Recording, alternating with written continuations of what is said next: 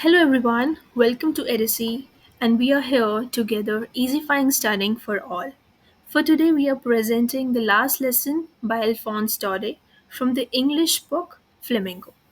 And guys, let me just tell you that this is my very first video on YouTube, and I request you all, if you like it, then please do share it with your friends, subscribe to my channel, and hit the bell icon for the further more notifications.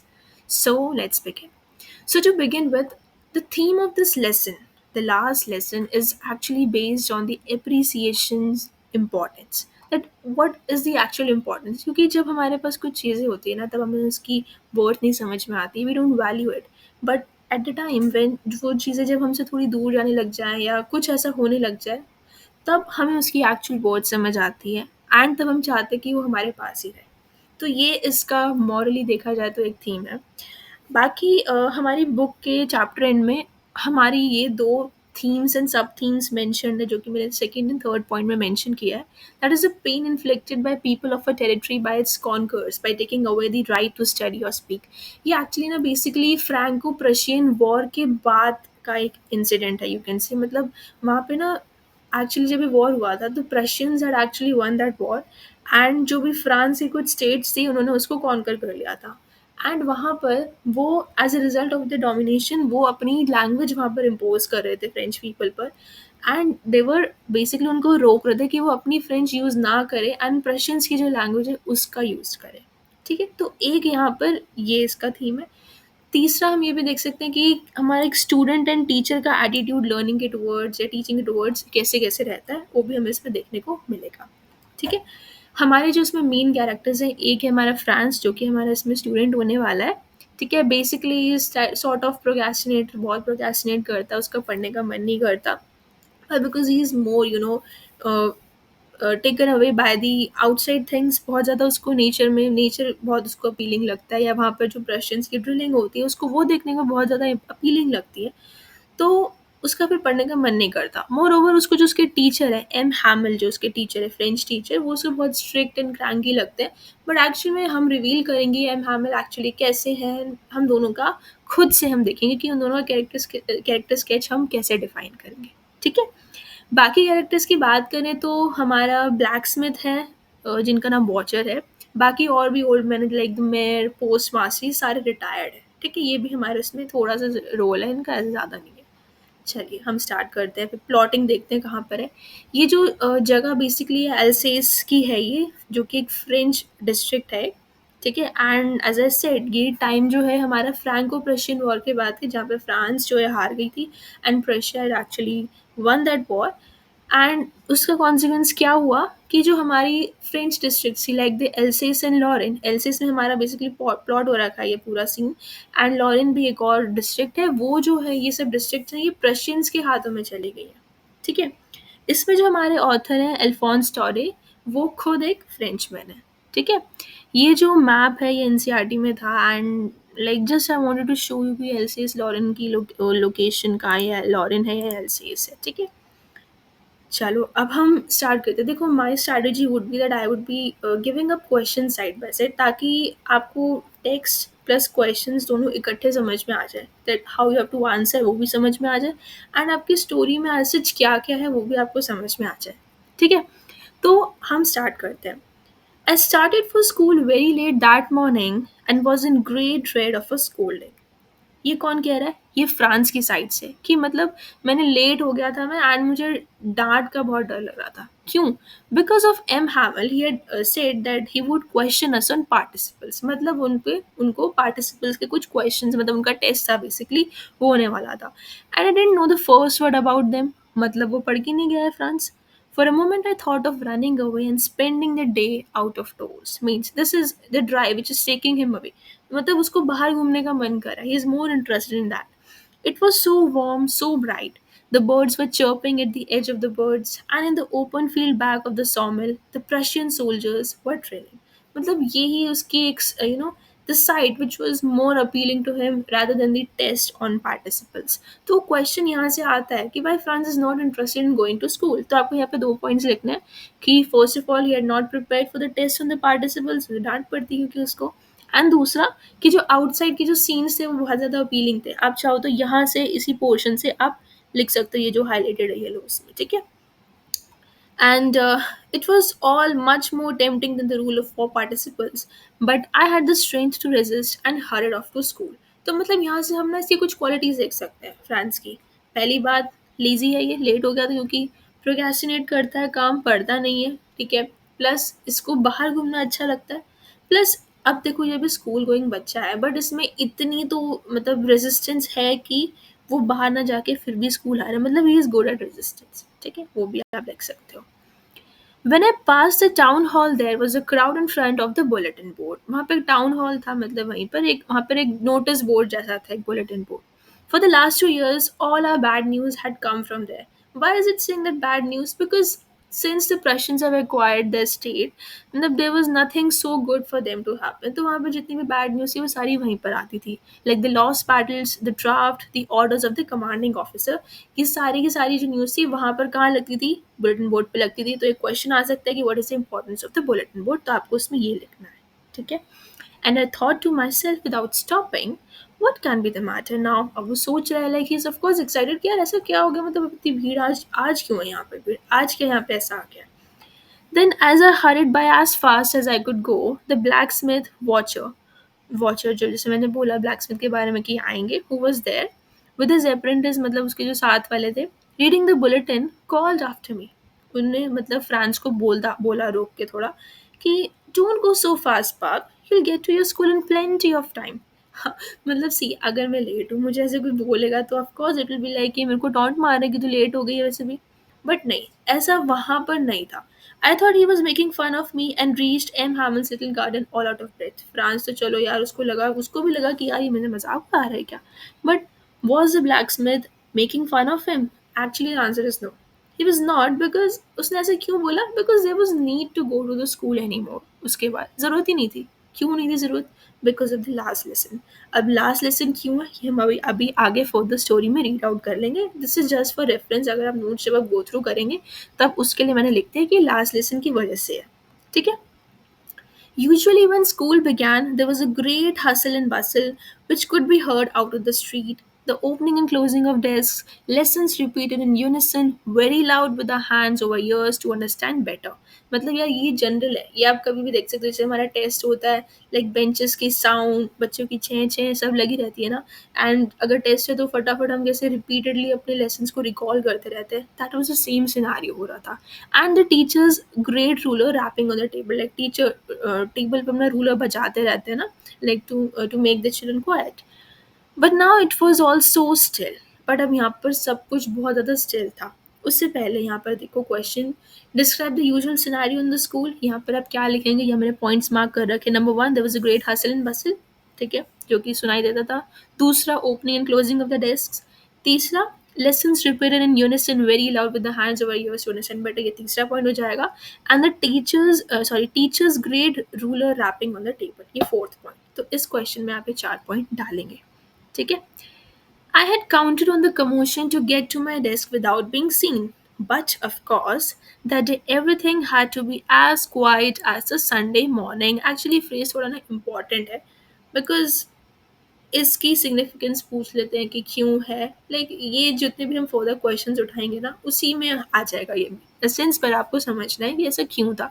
Like of course यार, जब इतना शोर शराबा रहता है मतलब class में, and all of a sudden जब इतनी शांति हो जाएगी, तो फ्रांस भी would be of course in doubt कि यार ऐसा क्यों है, मतलब ही was very much startled because of that. Through the window I saw my classmates already in their places and M. Hamill walking up and down with his terrible iron ruler under his arm. I had to open the door and go in before everybody. मतलब he was just all planning, you know, कि मतलब मैं ऐसे चुपचाप से चला जाऊंगा ताकि मुझे डांट भी ना पड़े, कोई देखे भी ना, मैं जाके चुपचाप से वहाँ पे बैठ जाऊंगा, ठीक है? You can imagine, you know, like how I blushed and how frightened I was. अब ऐसा क्यों बोल रहा है राइटर कि मतलब you can imagine, because since it is a text है ये, तो author can of course believe ना कि कोई भी इसको अगर पढ़ रहा है तो they must have been to school once, ठीक है? वो एक बारी तो गए होंगे कम से कम स्कूल, ठीक है? अब what was so unusual that morning, अब हम वो पहले रीड आउट करेंगे फिर पॉइंट्स रिकॉल आउट करेंगे एक एक करके, ठीक है? But nothing happened. M. Hamill saw me and said very kindly, "Go to your place quickly, little Franz. We were beginning without you." Oh, like again a surprise कि यहाँ डांटा ही नहीं था मेरे को, इतने प्यार से बोला कि बेटा तुम आराम से बैठ जाओ सीट पे. I jumped over the bench and sat down at my desk, not till then when I had got a little over my fright. Did I see that a teacher had on his beautiful green coat, his frilled shirt, and the little black silk cap, all embroidered, that he never wore except on inspection and prize days? अब यहाँ पर क्या कह रहे हैं कि चलो अब एक शौक की वजह से तो उन्होंने पहले नोटिस नहीं किया एकदम से, बट जब वो अपनी सीट पर बैठे तब उन्होंने क्या देखा कि उनके जो टीचर हैं उन्होंने अपना ब्यूटीफुल ग्रीन कोट पहना है, उन्होंने अपनी फ्रिल शर्ट पहनी है, and he is even wearing his little black silk cap जो कि एम्ब्रॉयडर्ड है. एंड ये सिर्फ उसी दिन पहनते हैं किस दिन, इंस्पेक्शन एंड प्राइज डेज पर. मतलब यार आज क्या है, मतलब आज क्या कुछ इंस्पेक्शन या प्राइज डे तो मेरे ख्याल से नहीं है, बट फिर आज क्या है ऐसा स्पेशल, क्योंकि इसे स्पेशल डेज पर पहनते हैं. तो वाई इज दैट सो? ठीक है, ये तो हुआ. ये मतलब besides the whole school seem so strange and solemn, मतलब वो प्लस स्कूल भी इतना स्ट्रेंज लग रहा है, इतना सोलम लग रहा है यार, मतलब ऐसा क्या है आज यार, आज कुछ तो बात है. But the thing that surprise me the most was to see on the back benches that were always empty, the village people sitting quietly like ourselves, old Hodger with his three-cornered hat, the former mayor, the former postmaster, and several others beside. मतलब एक शौक, पहला शौक सब इतना शांत क्यों है संडे मॉर्निंग की जैसे, दूसरा इतना ड्रेसअप होके क्यों आ गए जबकि वो सिर्फ स्पेशल डेज पर होते हैं, और तीसरा मोस्ट उनके लिए सरप्राइजिंग क्या था कि जितने भी ओल्ड मैन है विलेज के, like the old Hauser, former mayor and the former postmaster, ये क्यों बैठे हमारे पीछे के बेंचेस पर जो कि हमेशा खाली रहते थे, like what is special today. And Hauser had even brought an old primer, old primer मतलब एक पुरानी प्राइमरी बुक, प्राइमर होता है प्राइमरी बुक को कहते हैं, which is thumbed at the edges. Thumbed at the edges means उसको बहुत बारी पढ़ लिया है, इतना कि इतने ज़्यादा वो बुक खुली बंद हुई है कि उसके पेजेस में थोड़े समवेयर टॉर्न हो रखे होंगे ना, इसलिए. And he held it open on his knees with great spectacles lying over the pages. मतलब यार ये बहुत सरप्राइजिंग व्यू था. तो अगर क्वेश्चन आया आपसे, ये एक्चुअली बहुत इंपॉर्टेंट क्वेश्चन है, what was so unusual that morning. पहला, school was as quiet as a Sunday morning. Like ये देखो, ये जो भी पॉइंट्स है ना आंसर की, मैंने प्रॉपर सेंटेंसेस नहीं लिखे हैं बहुत, तो वो ऐसे लाइक जस्ट आपको इंडिकेट करने के लिए कि आपको इसमें लिखना क्या है, तो ठीक है आप उसको कंप्लीट फ्रेम आउट कर लीजिएगा. दूसरा क्या था, एम हैमिल ने डांटा नहीं था, M Hamel didn't scold him. M Hamel ने ब्यूटीफुल ग्रीन कोट पहना हुआ था, फ्रिल शर्ट पहनी थी and little black silk cap पहनी थी जो कि पूरी एम्ब्रॉयडर्ड थी. एंड हाँ, इसकी इंपॉर्टेंस भी है कि क्या ये सिर्फ special days like the inspection and prize days उन्हीं दिन पहनते थे. ठीक है. नेक्स्ट पॉइंट, बैक बेंचेस जो थे वो कि old people of the village, जो कि ज़्यादा खाली रहते थे ना हमारे बेंच, बैक बेंचेस, वहाँ पर लोग बैठे हुए, कौन बैठे हुए, old Hauser, former mayor, former postmaster, and they looked sad. ये था जो कि उसको बहुत अनयूजुअल लग रहा था. ठीक है, आगे चलते हैं. While I was wondering about it all, M. Hamill mounted his chair and, in the same grave and gentle tone which he had used to me, said, "My children, this is the last lesson I shall give you. The order has come from Berlin to teach only German in the schools of Alsace and Lorraine. The new master comes tomorrow. This is your last French lesson I want to give you. So, like, I want you to be very much attentive." ये चीज़ वो बोलते हैं. इसका question आता है कि what were the starting words of M Hamel in the last lesson. So इसमें ना बच्चे क्या करते हैं, ये लिखते हैं, the order had come from Berlin to teach only German. ना ना ना, ये नहीं लिखना, पहले पहले यही लिखना है. My children, this is the last lesson I shell give you, पहले यही लिखना है. आई रिमेंबर हमारी अभी लाइक मैंने जस्ट पास 12th ना, तो हमारे बहुत मार्क्स कटे थे इसमें, तो I am just warning you कि तुम मत करके आना. ठीक है. तो मतलब क्या बोला उन्होंने कि बेटा तुम्हारा लास्ट लेसन है जो मैं देने वाला हूँ, एंड बर्लिन से ऑर्डर आया है कि सिर्फ जर्मन ही पढ़ाई जाएगी एल्सेस एंड लॉरेन में, एंड जो न्यू मास्टर है जर्मन पढ़ाने वाले वो कल आएंगे, एंड तो इसलिए आज मैं आपको लास्ट फ्रेंच लेसन दे रहा हूँ, तो बहुत ध्यान से मुझे सुनना. ठीक है. What a thunder clap these words to me. किसको लगे थंडर क्लैप? फ्रांस को. थंडर क्लैप क्या होता है? Shocked. He was very much shocked on listening those words. Oh the wretches. अब याद है कि रेचेस किसे बोल रहा है? प्रशियंस को बोल रहा है. Oh the wretches, that was what they had put up at the town hall. अच्छा, ये लगाया था उन्होंने टाउन हॉल पर. अब उन्हें now he is able to actually link all the dots कि अच्छा ऐसे हो रहा था इसलिए. ओके. अब यहाँ पर ही starts repenting, he starts regretting everything. My last French lesson, why, I hardly knew how to write. I should never learn any more. I must stop here then. Oh, how sorry I was for not learning my lessons, for seeking birds' eggs, or going sliding on the Sar. My books, that had seemed such a nuisance a while ago, so heavy to carry, my grammar, and my history of the saints, were old friends now that I couldn't give up. And M. Hamill, too, the idea that he was going away, that I should never see him again, made me forget all about his ruler and how cranky he was. Now, यहाँ पे France को क्या हो रहा है, अब उसको regret हो रहा है कि मतलब क्या ये मेरा लास्ट लेसन है? हो अभी तो मुझे कुछ पढ़ना भी नहीं आता था, ना ही मुझे लिखना आता था। अब मैं कैसे सीखूंगा? मतलब अभी जो जो बुक्स मुझे इतनी भारी लग रही थी, अपनी इतनी न्यूसेंस लग रही थी, they were like old friends, it's very hard to meet them again then, है ना? होता है ना, बड़ी मुश्किल से मिलते हो आप। एक वो होता है। एंड दूसरा वो रिग्रेट कर रहा है कि यार मैंने पढ़ा नहीं, मैं इतने सारे काम करने चला गया था फालतू के, better I should have studied at that time. And M Hamel के लिए भी, जो उन्हें मतलब इतने क्रैंकी रखते थे, उनका रूलर इतना उनको बहुत बेकार लगता था, अब उनका थॉट मतलब कि वो भी अब नहीं दिखने वाले हैं उन्हें, वो भी उसको सोच के ही वॉज वेरी सैड। तो यहाँ पर क्या हो रहा है, बेसिकली उसका एटीट्यूड चेंज हो रहा है फ्रांस का। So how France attitude towards books and teacher change, ये आप लिख सकते हो। He was now repentant for being so casual, not starting etcetera, like you can complete it from your. ठीक है, रिपेंडेंट मतलब regretful, and I would actually want you to use this word repentant, क्योंकि as I remember हमारी test में बहुत बारी dependent को use किया गया था। ठीक है, बहुत क्वेश्चन में देखा था रिपेंडेंट। ठीक है, ही रिपेंट्स या ही वॉज रिपेंटेंट। ठीक है, his books, which were burdened until now then, were later like old friends की तरह उसको लगने लग गए थे. Thought of M. Hamlin leaving made him forget how cranky he was, and he did not want to let them go as he wouldn't be able to learn French anymore. So this was how his attitude was changing. ठीक है? Poor man. Up, मैंने बोला ना, he was now able to link all the dots. Poor man. It was in honor of this last lesson that he had put on his fine Sunday clothes, and now I understood why the old man of the village was sitting there in the back of the room. अब उसको समझ आ रहा है कि अच्छा last lesson के honour की वजह से उसने अपने संडे क्लोथ्स पहने थे, मतलब he was like wearing all that stuff, and इसीलिए जो ओल्ड मैन थे विलेज के, they were sitting at the back of the room. तो क्वेश्चन आ सकता है, what was the reason for the strangeness, क्या रीजन था? It was all in the honor of the last lesson. And why were the old men sitting at the back? इसके 3 points है जो कि इसी पैरा में है। पहला, they were sorry too that they had not gone to school more, मतलब वो इतना स्कूल खुद भी नहीं गए थे, पढ़ने नहीं गए होंगे वो पढ़ने, तो इसलिए वो सॉरी भी थे कि उनको भी इतनी अच्छे से नहीं आती है French. It was their way of thanking their master for his 40 years of faithful service। दूसरा क्या, कि वो मास्टर को थैंक करना चाहते थे जो उन्होंने 40 साल अपने यहाँ पर लगाए हैं, अपनी फेथफुल सर्विस दी है उन्होंने।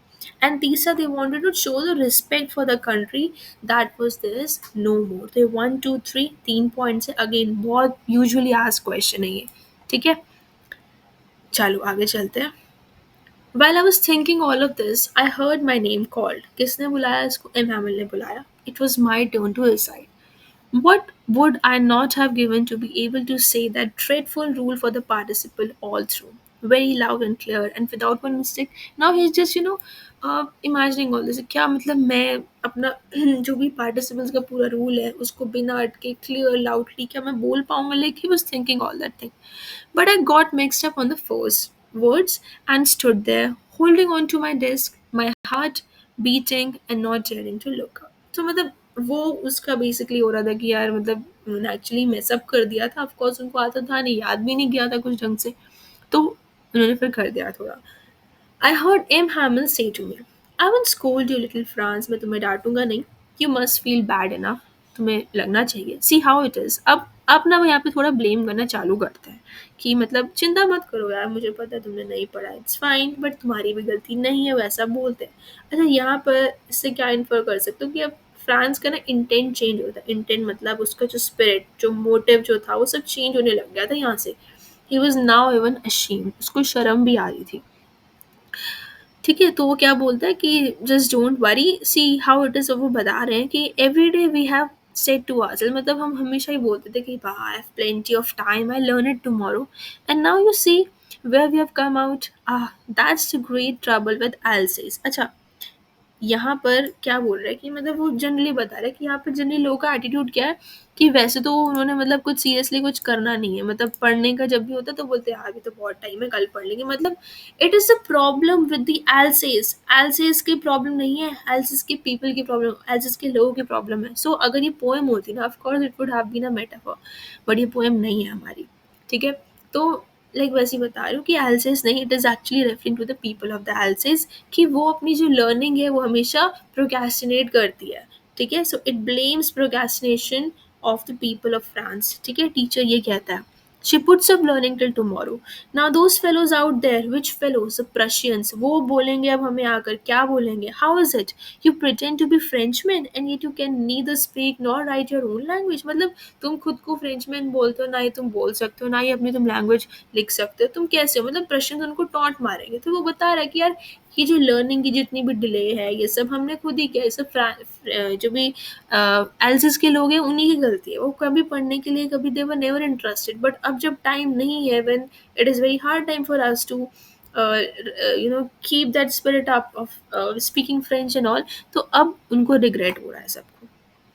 But you are not the worst, poor little France. We all have a great deal to reproach ourselves with. अब यहाँ पे मैंने बोला जैसे कि वो ब्लेम करते हैं, और एक तो फ्रांस को तो बोला कि चलो उसकी गलती है, तो फ्रांस ने यहाँ पे अपनी गलती एक्सेप्ट भी कर ली, उसकी क्वालिटी है एक, राइट। बट यहाँ पर ये जो टीचर है ये और लोगों को भी ब्लेम करता है। सबसे पहले उन्होंने किसको ब्लेम किया? पीपल ऑफ फ्रांस, मतलब एल्सेस के लोगों को उन्होंने ब्लेम किया कि उन्होंने क्या करते हैं, वो अपनी लर्निंग को कल के लिए टाल देते हैं। नेक्स्ट वो ब्लेम करते हैं पेरेंट्स को। Your parents were not anxious enough to have you learn, वो भी तुम्हें इतना इंटरेस्टेड नहीं थे कि तुम्हें पढ़ाएं, मतलब they even prefer to put you to work on a farm और at mill so as to have a little more money. वो भी तुमको क्या, तुम्हें मिल में भेजे थे या फार्म में भेजे थे कि ताकि तुम थोड़ा एक्स्ट्रा पैसा कमा लो, ताकि शायद फैमिली में हेल्प हो जाए। I have been to blame also, ये इनकी क्वालिटी है अकाउंटेबिलिटी टीचर की। वो खुद को भी ब्लेम करते हैं, खुद को क्या बोलते हैं कि have I not often send you to water my flowers instead of learning your lessons, क्या मैंने नहीं भेजा कि तुम मेरे फ्लावर्स को पानी दे के आ जाओ instead of learning your lessons. And when I wanted to go to fishing, मैंने कहा जब मुझे फिशिंग के लिए जाना होता था क्या तुम्हें तुम्हें हॉलीडे भी नहीं देता था? वो भी बोलते हैं। तो मतलब उन्होंने पहले किस किस को ब्लेम किया, अगर हम बोले whom did M. Hamel blame except France? पहला, he blamed the people of Alsace who puts off learning for tomorrow. दूसरा, he blames the parents who sent him, या पेरेंट्स या फ्रांस को कह लो या बाकी पेरेंट्स भी भेजते रहे होंगे, जो कि अपने बच्चों को फील्ड में भेज देते थे ताकि वो एक मीगर अमाउंट कमा के ला सकें। तीसरा, वो खुद को भी ब्लेम करते हैं as he declared off on days when he wanted to go for fishing and when he asked children to water his plant, मतलब वो छुट्टी डिक्लेयर कर देते थे उस दिन। ठीक है, तो ये भी क्वेश्चन आता है, इंपॉर्टेंट है। ठीक है, then from one thing to another M Hamel went to talk of the French language. अब वो फ्रेंच लैंग्वेज के बारे में बोलना चालू करते हैं। क्या बोलते हैं वो? saying that it was the most beautiful, French language क्या है? It is the most beautiful language in the world, the clearest and the most logical. अच्छा, उससे पहले यहाँ पर एक और देख लो कि what can you infer from M. Hamel's attitude when he blames himself to? पहली बात, there's a sense of justice जब वो खुद को blame कर रहे हैं, humble इंसान है वो, and of course accountability दिख रही है उनको, like he is actually अपने जो उनका उन्होंने जो भी कंडक्ट उनका, he is actually taking responsibility of his own conduct, that is accountability. ठीक है, तो फ्रेंच लैंग्वेज के बारे में जिसे हम पढ़ रहे थे, क्या बोला उन्होंने? It is the most beautiful language world in the world, the most clearest and the most logical. इतनी ज़्यादा कि हमें इसको बचा के रखना चाहिए, we must guard it among us and never forget it, उसको कभी भूलना भी नहीं है। Because when a people are enslaved, as long as they hold to their language, it is as if they had the key to the prison। मतलब हमें क्या बोलते हैं, अब ये क्वेश्चन आता है कि what he says of the French language। ठीक है, वो बोलते हैं कि हाँ आपको अपनी मतलब फ्रेंच लैंग्वेज के बारे में क्या बोलते हैं, तो वो बोलते हैं कि जो फ्रेंच लैंग्वेज है it is the most beautiful one, the clearest and the most logical in the world. इतनी कि हमें इसको गार्ड करना चाहिए, हमें इसको कभी भूलना नहीं है, क्योंकि जब हमें पीपल एनस्लेव होंगे एज उस टाइम पर जैसे एल्सिस के लोग हो रखे थे, तो their language can act as a key to there prison. उन्हीं की जो लैंग्वेज है उनके प्रिजन के लिए एक चाबी बन सकती है। कैसे बन सकती है? बिकॉज लैंग्वेज बेसिकली क्या, language is their dress code, you can say. वो उनमें आइडियाज ऑफ यूनिटी को ला सकती है कि मतलब same language people, there is of course a sense of unity among them, वो और वो कैसे आएगी, उनकी लैंग्वेज के थ्रू आएगी. एंड उसी लैंग्वेज के through when the same language speaking people they just get together, वो आपस में अपनी स्ट्रेटेजी बना सकते हैं कि वो अपनी उन्होंने कैसे कॉम्बैट करना है. ठीक ठीक है, तो एक ये हो गया. उसके बाद हम देखते हैं कि ये तो चलो उन्होंने लैंग्वेज के बारे में बोला, उसके बाद वो बता रहे कि उन्होंने क्या क्या किया. Then he opened a grammar and read us a lesson. I was amazed to see how well I understood it. अब देखो फ्रांस में आ रहा है चेंज, उसका जो एटीट्यूड था टुवर्ड्स लर्निंग अब वो भी धीरे धीरे चेंज हो रहा है. पहले वो इंटरेस्टेड नहीं रहता था, बट अब उस चीज़ें समझ में आ रही है. क्यों आ रही है? बिकॉज अब वो इंटरेस्ट के साथ पढ़ने बैठा है. All he said seemed so easy, so easy. I think, too, that I had never listened so carefully, and that he had never explained everything with so much of patience. It seemed almost as if the poor man wanted to give us all he knew before going away and to put it all into our heads at one stroke. तो मतलब ये basically क्यों है ऐसा? Because change in his intent of both teacher के भी and student के भी, उनका जो स्पिरिट था, देयर मोटिव जो था वो चेंज हो रहा था. And now even France was now willing to study. ठीक है. अब एक शॉर्ट क्वेश्चन, इतना तो नहीं, बट हाँ, I just wanted to tell you one thing about introspection and contemplation. So if I ask you that how do you think the language can help in strategizing any combat, मतलब कोई भी combat है, से यहाँ पर Prussians के against यहाँ पर फ्रेंच पीपल को अगर लड़ना है, तो वहाँ पर लैंग्वेज कैसे हेल्प कर सकते हैं? देखो लैंग्वेज, पहला तो जैसे यहाँ पर हमने पढ़ा कि यूनिटी की वजह से. दूसरा देखो, जब सेम लैंग्वेज स्पीकिंग इकट्ठे होंगे लोग, तो उनमें आदान प्रदान बेसिकली व्यूज़ का, जो भी आइडियाज़ का, वो अच्छा होगा. तो इससे वो क्या कर सकते हैं? देखिए, language basically serve as a medium for introspection and contemplation. Introspection and contemplation, though it is about thinking and questioning, but it is not, मतलब ऐसा नहीं कि दोनों सेम है, they are not synonyms of each other. ठीक है. Introspection means when we are questioning our past जो हो गया, and contemplation means when we are thinking of the future plans, हम फ्यूचर प्लानिंग करें कि आगे क्या होगा, कैसे होगा. ठीक है. वो तो अब हम क्या कर सकते हैं, मतलब कैसे हेल्प आउट करेगा? इंट्रोस्पेक्ट करेंगे हम कि कैसे, मतलब फ्रेंच कह रही है, जो प्रशियंस है उन्होंने कैसे they have acquired French man, उनको कैसे उनके राइट से डिनाई कर रहे हैं. And they can of course think of some future plans कि हम इसको कैसे कम्बैट वो करने वाले हैं. ठीक है. आगे देखते हैं क्या हुआ. After the grammar, we had a lesson in writing. That day, M. Hamill had new copies for us, written in a beautiful round hand. France else's, France else's मतलब एक राइटिंग वर्क बेसिकली एम हैमिल उन्हें कराने लगा, जिसमें उन्होंने France else's लिखा.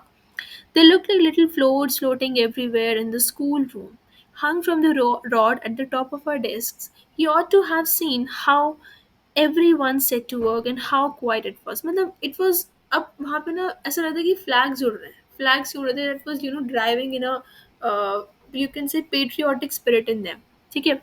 And इतना ज़्यादा शांति, शांति क्यों थी? बिकॉज सब बहुत इंटरेस्ट के साथ कर रहे थे वो काम. They were focused. The only sound was the scratching of the pens over the paper. Once some beetles flew in, मतलब थोड़ी टाइम के लिए कुछ बीटल्स आई थी, but nobody paid any attention to them, not even the littlest ones, who worked right on tracing their fish hooks. Fish hooks होती हैं जैसे ट्रेसिंग वाले होते हैं ना, वो, as if they were French too. On the roof, the pigeons cooed very low, and I thought to myself, will they make them sing in German? Even the pigeons. यहाँ पर अब देखो, मतलब फ्रांस ऐसे तो काम कर रहा था, but again he was also in a state of helplessness, because वो कुछ कर तो सकता नहीं था. बट उसका इंटेलेक्ट इतना स्ट्रांग था कि he was actually able to make out कि उनकी जो राइट है उनसे डिनाई हो रहा था. Of course the Prussians they were dominating over them. तो मतलब वो एक सडन थॉट, मतलब पिजन को देख के उन्हें आया कि यार क्या ये, मतलब इनको भी अब जर्मन में गवाएंगे, जो ये क्यूइंग कर रहे हैं, कि उनको भी उसमें फोर्स करेंगे अब वो. ठीक है. तो अब यहाँ से अब क्वेश्चंस हम थोड़े देखते हैं. मैंने मिस आउट, मतलब थोड़ा लेट हो गया, कि मतलब देखो पहला तो एक क्वेश्चन आ सकता है कि what did M Hamel make the children do, अगर सिंपल पूछे. तो इसमें जैसे पहले हमने पढ़ा कि ग्रामर कराई उन्होंने, लेसन रीड कराया. ठीक है. That's sort of summarising things, such उसके कुछ स्ट्रॉन्ग पॉइंट्स नहीं है, but it's totally a contextual thing. ठीक है. दूसरा इन्होंने राइटिंग वर्क कराया, फ्रांस एल्सेज उन्होंने लिखा. फिर एक हिस्ट्री भी पढ़ाते हैं, एंड में पता चलेगा, यहाँ पर अभी मेंशन नहीं है. तो इट इज़ ऑल अबाउट, आपको धीरे धीरे समझ में आ जाएगा आपको क्या क्या लिखना है. इट इज़, यू कैन से, अ शॉर्ट समरी कि उन्होंने क्या क्या किया. ठीक है? इवन एक लॉन्ग क्वेश्चन की अगर बात करें तो एक पूरे के बारे में पूछ सकते हैं कि what happened on the last lesson, क्या-क्या हुआ था, ठीक है? And why was it conducted, वो भी अच्छा एक फुल फ्लेजेड लॉन्ग क्वेश्चन बन सकता है आपके लिए। तो अब हाँ, इसकी हम एक्सप्लेनेशन देखते हैं कि will they make them sing in German even the pigeons. देखो, पहली बात, using a language is as natural as cooing is for pigeon. अब जितना ही नेचुरल पिजन के लिए कू करना है उतना ही हम लोगों के लिए एज ह्यूमंस कोई भी लैंग्वेज यूज करना है। इसलिए उन्होंने पिजन्स को प्ले में लेके आए ताकि वो कंपेयरिंग कॉन्ट्रास्ट दोनों कर सकें, ठीक है? रशियंस देखो ऐसा ऑफ कोर्स नहीं कर सकते, उन्हें लाइक उनको जर्मन में कैसे उनको कूइंग करवाएंगे, राइट? बिकॉज जो टेम्पोरल पावर होती है, जितनी भी टेम्पररी पावर होती है, it is limited to humans only, वो सिर्फ ह्यूमंस तक लिमिटेड रहती है and not the birds and animals, उन पर उनका कुछ नहीं बस चलता, ठीक है? तो दूसरा और हम क्या पॉइंट देख सकते हैं कि वन शुड नॉट बी कॉप्ड, मतलब किसी को भी राइट नहीं है कि कोई किसी का राइट छीने of using any language. Next क्या हम इसमें देख सकते हैं, ऐड कर सकते हैं पॉइंट में कि there was some lack of freedom which the French were experiencing. Freedom of speech, you can say freedom of using any language, वो उनसे डिनाई हो रहा था, ठीक है?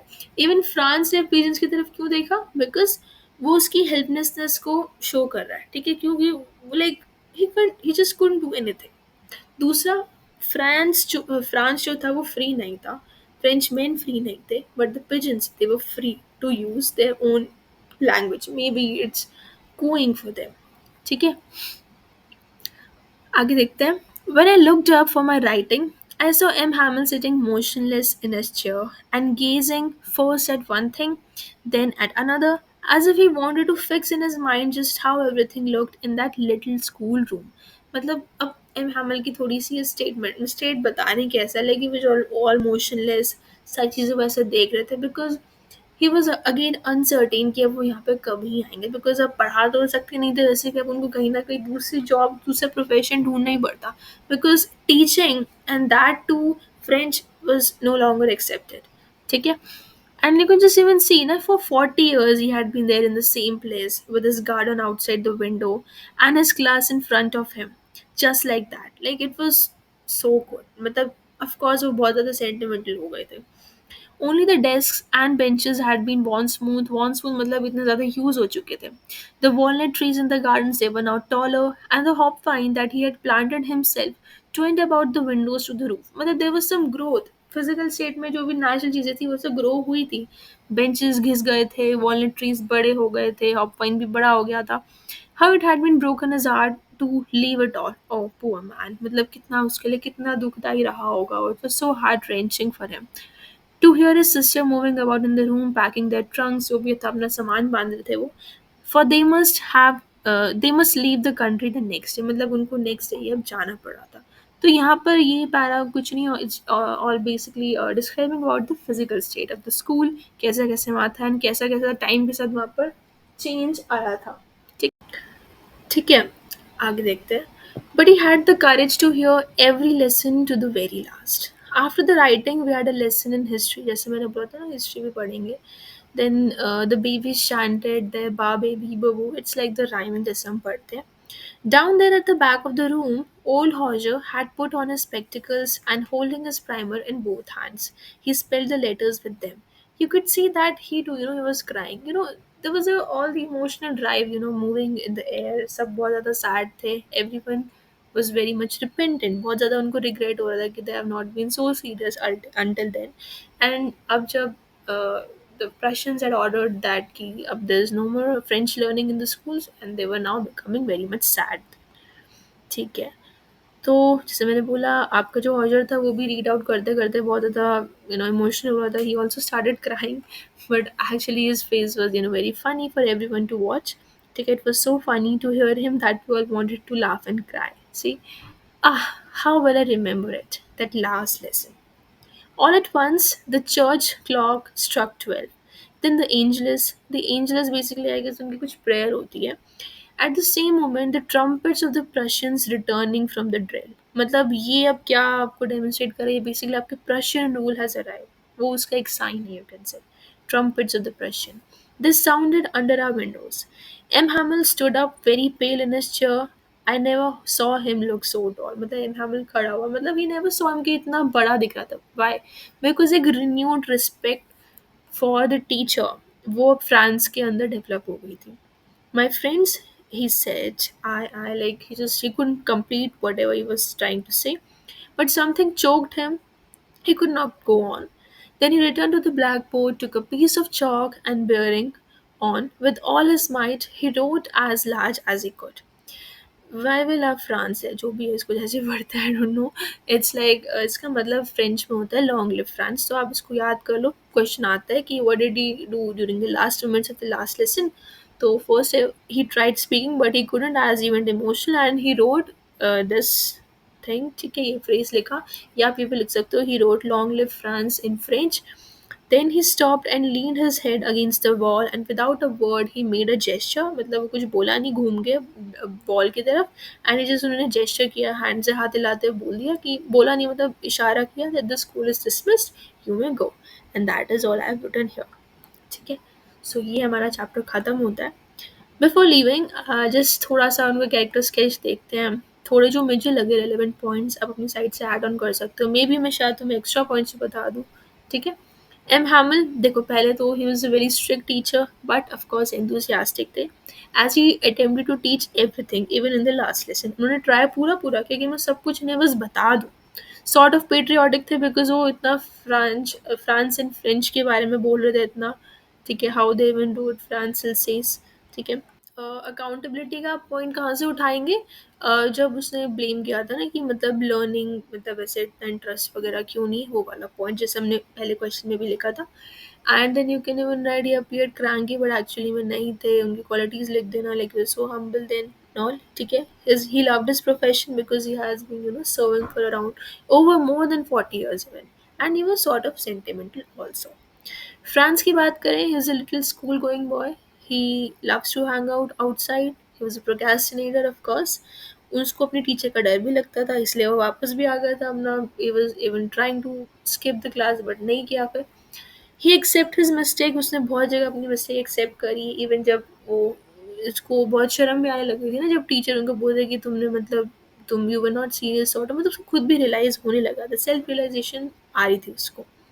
सॉर्ट ऑफ पेट्रियाटिक वो भी एंड में हुआ बिकॉज कैसा उससे वाइब आ रही थी ना कि they were like flags moving.